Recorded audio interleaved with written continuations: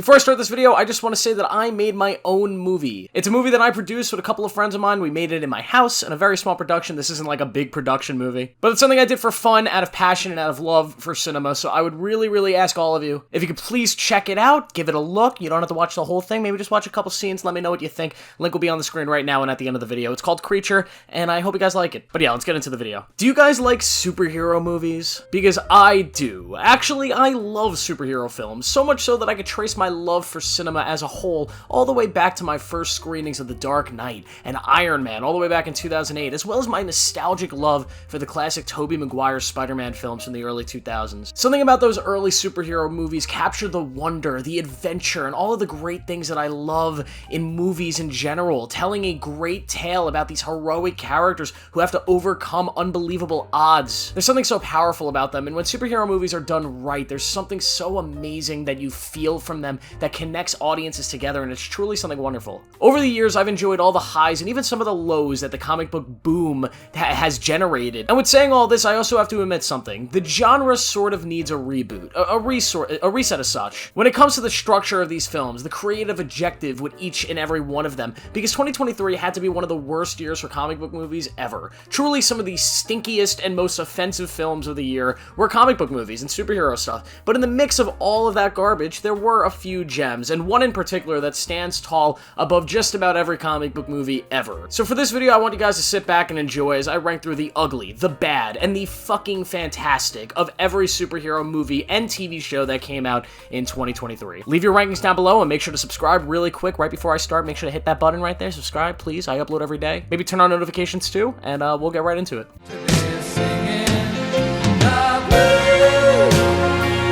Ant-Man and the Wasp: Quantumanium is one of the worst movies I have seen in years. This movie is a stinking pile of shit. It's a movie that I had a lot of hype for, a lot of hope, because for the last few years, the MCU has kind of been in this weird place where it was trying to tell these very contained and solo stories, not really building up the big universal threat and doing a big Avengers-style movie to build into, like, what we had with Thanos. They weren't really doing that. They were focusing on smaller stories, but they were also kind of doing that poorly. So I was sort of looking forward to the multiverse saga really getting going and seeing a big movie with Kang coming in and all of these universe-defining moments. And that's kind of how they pitched Aquaman in the Wasp: Quantumanium. That's sort of how they sold this movie, especially with Jonathan Majors, who, by the way, is not even going to be playing Kang anymore, but with him finally getting his first movie and us seeing the threat that's going to be the threat of the MCU going forward. But this movie just fails in every single way possible. First off, it's one of the worst CGI, nonsensical movies I've ever seen. The amount of CG that was shot in this movie, I don't think there's a single shot in this film that does not have some sort of VFX or CGI work, which is just so bad for cinema, unless you're doing it like James Cameron does Avatar, which they obviously did not do. The CGI here is absolutely atrocious. The world of the quantum realm just looks like garbage almost every time it's on screen. And that's just the visuals of the movie. The actual story here is just not good. I mean, they'd have a good concept of Ant-Man and his family getting stuck in the quantum realm and having to battle Kang to get out. Like, that's simple enough and it works, but it's just executed so poorly where we're kind of jumping back and forth, and we have this weird relationship between Cassie and Ant-Man, and it just doesn't work. They don't really have a lot of chemistry, the two actors, and the writing here is just not good whatsoever. Kang as a villain comes off as, like, not really a very large threat, and he gets beat very early in the film, and it just never feels right with his character. There are some moments where he's kind of creepy, and you can see the talent of Jonathan Majors that doesn't even matter anymore, and when that happens, it is okay. But then you have a lot of characters that are just thrown to the side, like the Wasp. She's, like, not even in this movie. She's in the title, and she does nothing in this movie. Some of the stuff that worked the best about the earlier Ant-Man films, like Michael Pena, completely missing from this film. His comedic touch that was so well done in the other films is just completely missing here. Hank Pym just not really having a major role in this movie. He's a big part of the other ones, and he's great. Michelle Pfeiffer's character doesn't really work here. Bill Murray's in the movie for some reason, and it's just not good at all. The final fight is silly. What they did with MODOK is truly offensive. Like, it's so bad. Look at me. I'm such a dick. That is one big pile of shit. And overall, this is a movie that I just don't understand how it was even made. It's such a mess of ideas, themes, characters just being thrown in the trash, and it's truly one of the worst movies I've seen in years. It's not good whatsoever, and I have no issue trashing on this movie because Disney, you gotta do better. You are a big studio, and this movie had a massive budget, and it just stunk up the theaters.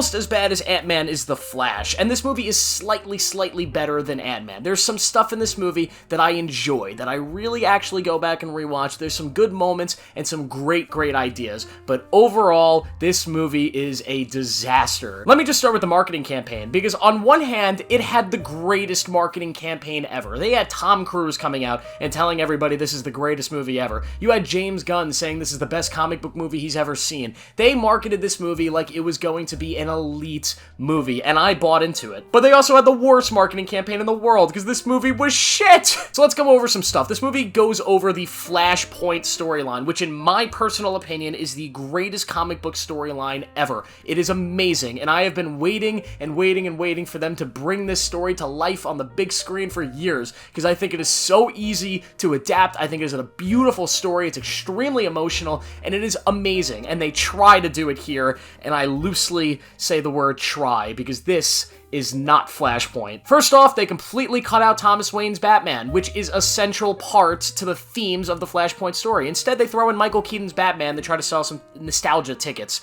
And yeah, Michael Keaton, he does his best, and there's some cool moments, but his Batman does absolutely nothing for this story. His character, his past, what he's gone through, his emotions, you could have taken Michael Keaton's Batman out and put in any version of Batman, and this story still works. He offers nothing but nostalgic value, and it just turns out to be such a waste. Ezra Miller is fine as the Flash. I actually think he's great. He's not going to come back as the character, but I think Ezra Miller does a really great job in this movie. He's probably the saving grace of the film. He's fun to watch. But the CGI is terrible. The story is so predictable and nonsensical. A Supergirl is okay, but it ultimately doesn't matter because it's not going anywhere. They sold this movie on the fact that it was going to reset the DC universe and connect it to James Gunn's new universe, but it doesn't. It just ends on a joke with George Clooney's Batman that's so silly. The final fight is atrocious. They bring back Zod and do absolutely nothing with him, which is such a shame because he's a great character. All of the cameos that happen in that weird Chrono Ball thing were just offensive. Bringing in CGI Nick Cage, like, it's so dumb.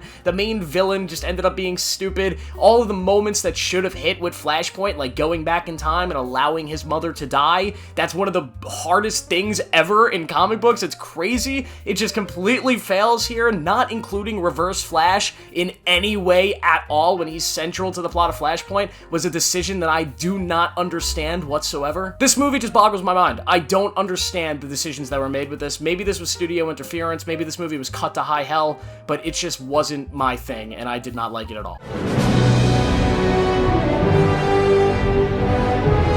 So The Marvels isn't terrible. This is where we get to the part of the list where none of these movies ahead are truly offensive and terrible, but they're just so generic. The Marvels is boring, and it's just standard. Nothing happens in this movie that truly sets a new standard for comic book movies. There's nothing here that truly sets a new standard for writing in this industry, in this genre. But the film is fine. I mean, the action is kind of fun. The actors have a good time. Iman Vellani is really great as Miss Marvel. She does a fantastic job. The villain could have been a lot cooler. I have a weird feeling that this movie got cut to shit on the edit, and the villain was one of the victims of that. The after credit scene did get me a little bit excited, and I thought some of the music was really good. This movie is not terrible. It's definitely watchable, but it's one that I've completely forgotten about over the last 2 months, and I'm probably never going to watch again because it's just whatever. You could see this is a movie that was just made to cash in and make some money, and unfortunately for Marvel, it didn't make any money, and they can no longer make these cheap films, just write whatever and, throw it into the mixer, see what you can get out of it, and hopefully we can make $1 billion. Well, they can't do that anymore, and movies like this are going to continue to fail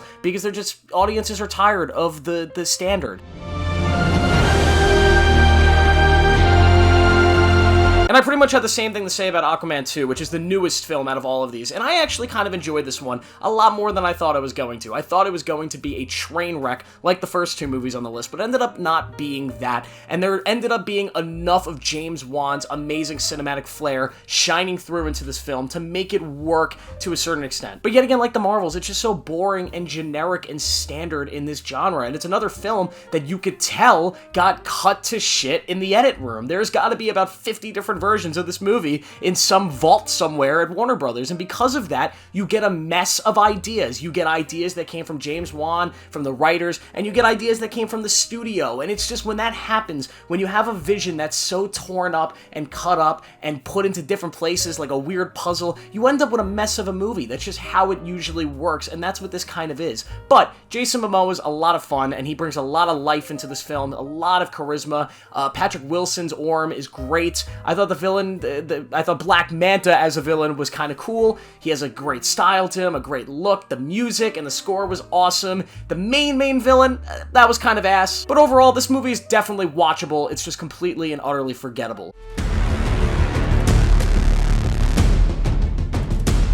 Blue Beetle is another movie that I completely forgot came out this year. Actually, when I was putting together this list, for the longest time, it wasn't even on the list, because I forgot it happened. But yeah, it's pretty good, actually. It's totally fine. I've only seen it the one time, and what I remember from it is the final fight and the villain was ass. The story was very, very generic, but the movie had a cool, colorful visual style. George Lopez was a lot of fun. The characters were a lot of fun. It did have some good comedic moments. I remember the girl that plays the main love interest had that weird moment where her first shot of the movie, she's like man-spreading, and it's just really, really odd. But the film had some cool action, it had some good ideas, and I'm interested to see if they bring this character back or if they do a sequel to this one, since I've heard it's kind of like the first movie in the new DCU, or the first character in the new DCU. But overall, Blue Beetle's fine. I don't have any major complaints about it.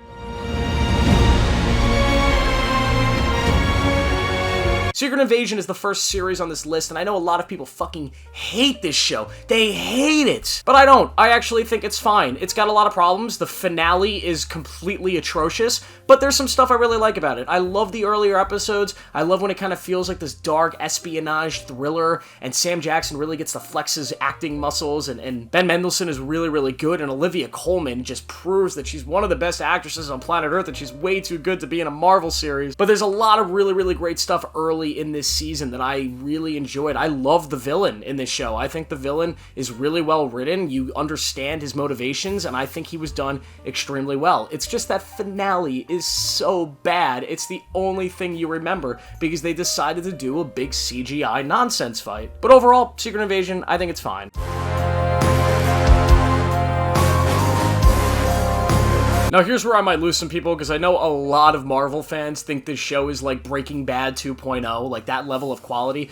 It's not. Loki Season 2 is fine. I mean, it has an amazing finale, maybe the best finale in the entire MCU, which has some of the best comic book stuff you're gonna see. But the rest of the season is just so forgettable, and you get Jonathan Majors giving a really kind of poor performance and not really doing anything with the Kang character that's unique or interesting at all. You get a bunch of the characters in the first season that are just kind of put to the side and significantly less interesting. You introduce characters that are really kind of forgettable and not interesting at all. Tom Hiddleston as Loki, phenomenal. He's the best character in the MCU. I said it, there you go. And his character arc here is extremely well written, and written well enough that I think the guy that made this show should probably do the Avengers films that are coming up. He did a really good job writing this character arc. This is one of the few Marvel projects over the last few years that actually has a character arc in it, where the character goes somewhere and completes an arc. That is what you have to do with these movies. I think the show is fine. The music's amazing. Everything that happens in the first few episodes is just way too forgettable for me to rank this any higher than it is. So here it is. It's right here on this list.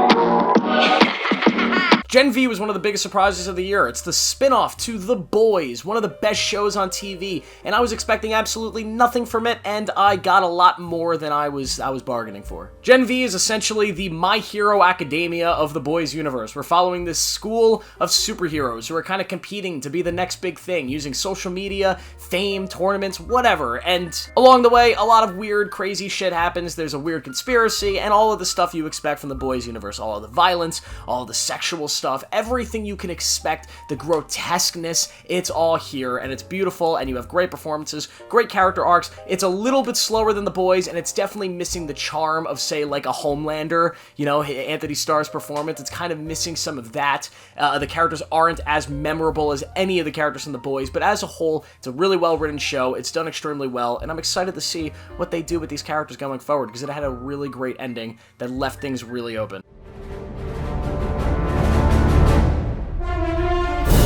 Shazam! Fury of the Gods is one of the more underrated films of the year. I feel like not a lot of people talked about this movie. It didn't make any money, and it got a lot of shit. But this is a really, really well-made family comic book movie. This is a movie I would recommend to any families out there trying to show a superhero movie off. It's a lot of fun. David Sandberg directed it. He's an amazing director, in my opinion. I think the movie is just really, really great, if I'm going to be completely honest with you. I think the story going on within the Shazam family, this group of adopted kids, I think they all have a great relationship with each other, and each character gets a moment to shine. I think Billy is maybe the worst, which is probably the biggest problem with this movie, because he's like the main character, and the performances obviously between the young version and Zach Levi just are so different that you can't really, you feel like you're looking at two different characters, which you're not. I think the villains here, though, are really, really cool. I think Lucy Liu is awesome as the main villain. I think the final fight is not talked about enough. It's kind of epic, and the set pieces are really cool. I think the ending of this movie is great. The cameo at the end works really well, even though they spoiled it in a trailer. It still got me a little bit excited. I thought it was really well done. It's a shame that we're not going to get any more of this version of Shazam, or we're not going to see this family again,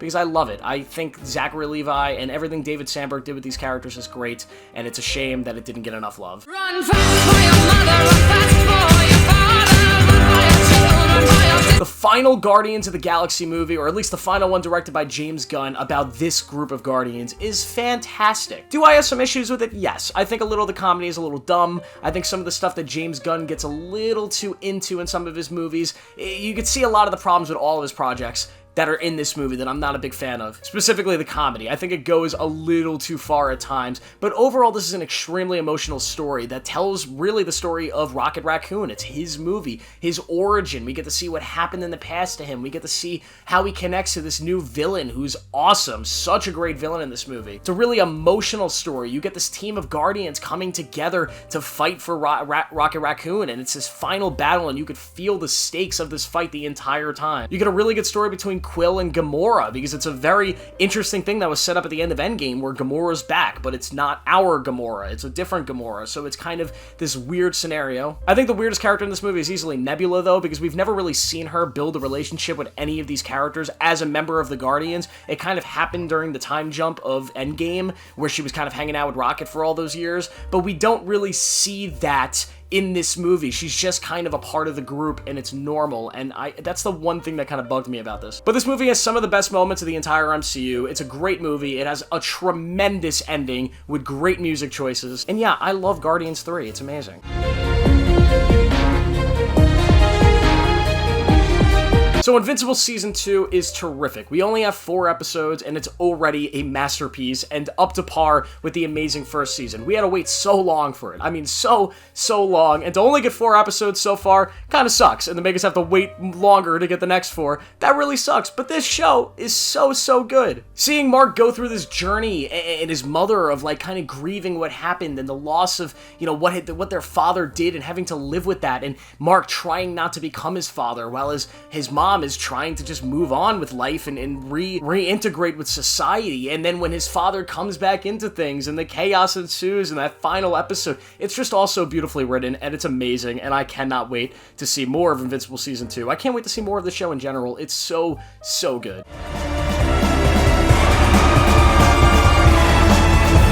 Across the Spiderverse is one of the best movies ever. It's, in my opinion, it's my favorite animated movie ever, and when I make my end-of-year list, my top 30 movies of the year list, you can expect this is going to be near the top. This movie's a masterpiece in every way, shape, and form. It's almost unbelievable how perfect this film is, as a number 2 movie in a trilogy, as a sequel to a first movie that was already a masterpiece. This movie had so much on its shoulders, so much to do right. It's a movie that had to tell a complete story with a great character arc and all of this stuff, and give the fans what they want, while also setting up a trilogy, a third movie, and bleeding directly into that. And it did it in a way that felt so organic and amazing, and when this movie ends and you go, oh my god, you can't end it there, instead of it being anger over a terrible cliffhanger, it's almost excitement that makes it so Beyond the Spider-Verse is gotta be just about everybody's most anticipated movie at the moment. This movie is unbelievably paced. It's the perfect pacing. It's almost 2.5 hours long, and you would think this movie's an hour long, with how fast it moves from beat to beat to beat, how it gets through all of the stuff earlier in the movie, seeing Miles and his family, seeing Gwen and her universe, then it gets into the India stuff, the Spider-Man in India,